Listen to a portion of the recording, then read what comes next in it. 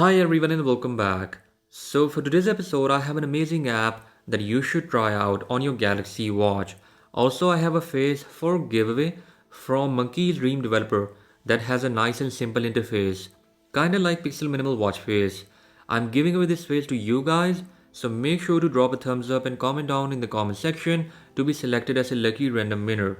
Talking about this app, it is simple. We are available on Google Play Store for Android and Galaxy Watch. It lets you control most of the system settings on your phone like Wi-Fi, Bluetooth, cellular, GPS, torch, lock, unlock and more. It is totally free. Just install this app first on your watch, then install it on your phone. After that, make sure you have enabled all these permissions which are mentioned here. Don't worry, no personal data is shared here at all. So try it out and let me know in the comment section. Now talking about the watch face design, this is battery 3 rose gold from Monkey's Dream developer, available on Google Play Store. Here we have a super simple design with a pitch black background to conserve battery life. At the top, battery percentage is highlighted and this is our time.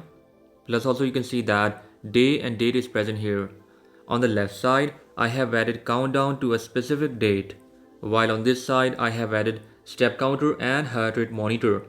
Talking about customization, you can change a lot of colors with this time highlighted in the center, like this. We have kinda cool and light colors available here that you can try out on this watch face. Then you can change the complications which are present in the background.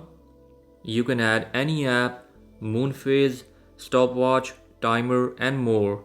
So this is battery 3 from Monkey's Dream developer. Check it out and now let's see always on display mode. For always on display mode, the face is kinda dimmed down to conserve battery life while rest of the complications are still highlighted. So that was all about for today's episode. I hope you liked it and I'll catch you guys in the next one. Until then, bye bye.